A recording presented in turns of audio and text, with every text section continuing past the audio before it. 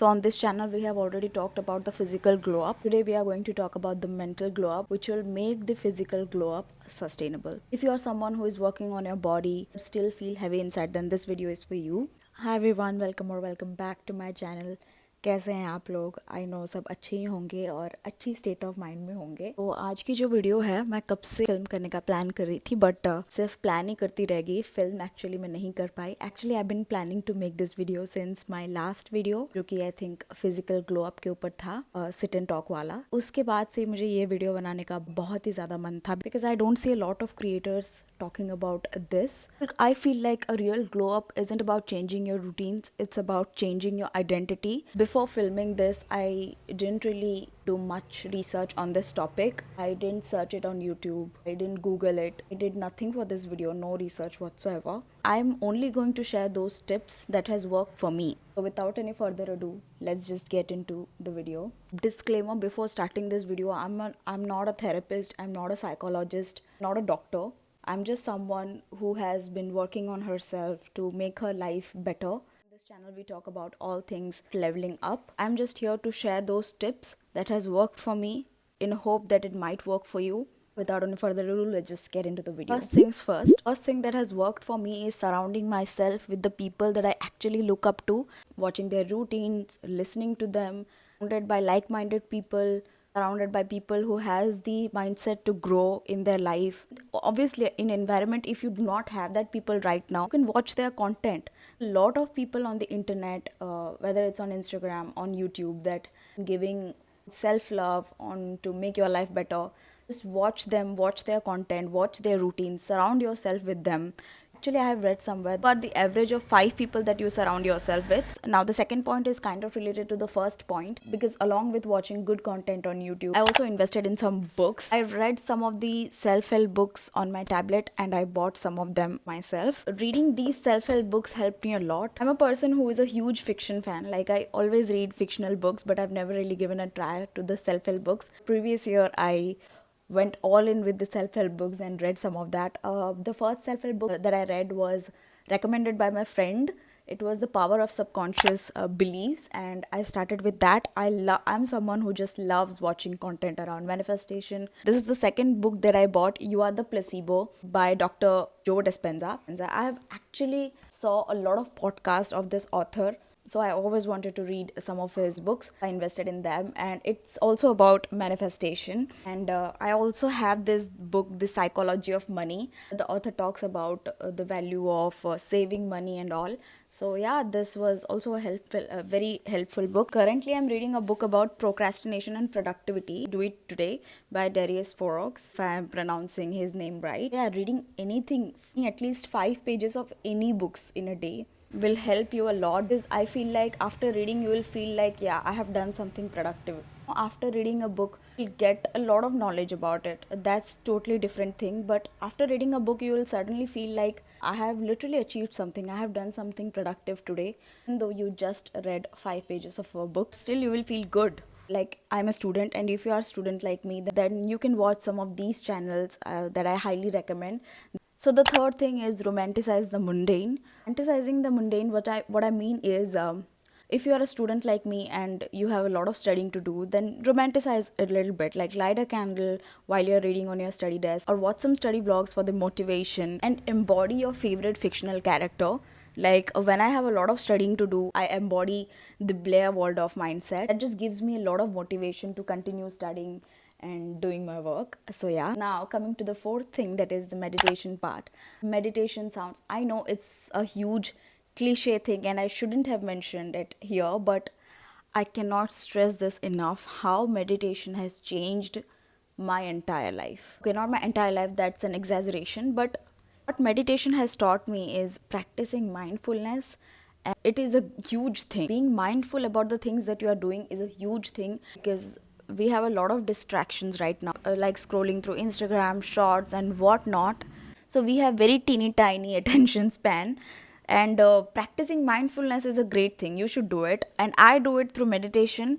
And another thing, and another way through which you can practice being mindful is just focusing on a single task. Like, if you are eating, just focus on the eating part. If you are doing some chores, do not multitask and put on some songs and just randomly doing your chores. Do it once or twice without any distractions.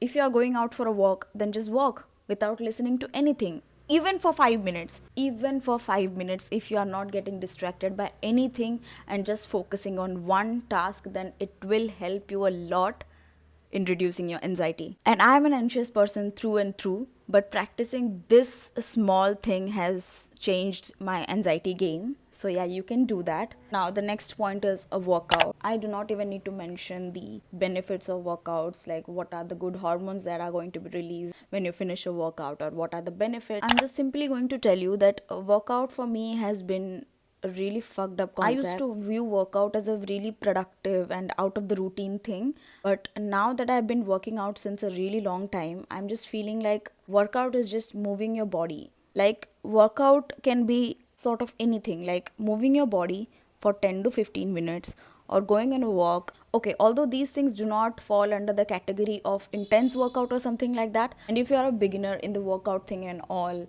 so I just suggest you to focus on moving your body. I cannot stress this enough. Like, do not go into the mindset that I'll work out every day. I will do 30 to 40 minutes proper booty workout, proper upper body workout. Do not think like that. Going on a walk, moving your body, going to be very much helpful for your longevity. I do not want to mention this, but I feel like finishing my workout in the morning has helped me a lot in my productivity game as compared to working out in the evening. सो अभी recently मेरी gym की subscription ख़त्म हुई है, and I feel like जब से मैंने सुबह घर पे वर्कआउट करना शुरू किया है यूट्यूब में अपने मर्ज़ी का, कभी कभी लो इंटेंसिटी वाला कर लिया, कभी हाई इंटेंसिटी वर्कआउट कर लिया, कभी कार्डियो कर लिया, कभी पिलाटीज किया, कभी स्ट्रेंथ ट्रेनिंग किया। तो जब मैंने अपने हिसाब से सुबह वर्कआउट करने का कोशिश किया तो मुझे फ़ील हुआ कि मैं उस दिन ज़्यादा प्रोडक्टिव रहती हूँ एज़ कम्पेयर टू जब मैं वर्कआउट इवनिंग में करती हूँ। इवनिंग हो या मॉर्निंग हो, आपको जब टाइम मिले आपको वर्कआउट करना चाहिए, चाहे 15 मिनट्स का हो कि 30 मिनट्स का हो, या फिर जब आपको वर्कआउट करने का मन नहीं कर रहा है तो वॉकिंग कीजिए।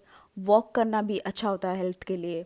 और मैं एक चीज़ हमेशा दिमाग में रखती हूँ that after every meal I walk for 10 to 15 minutes, and that has completely changed the game of fitness for me.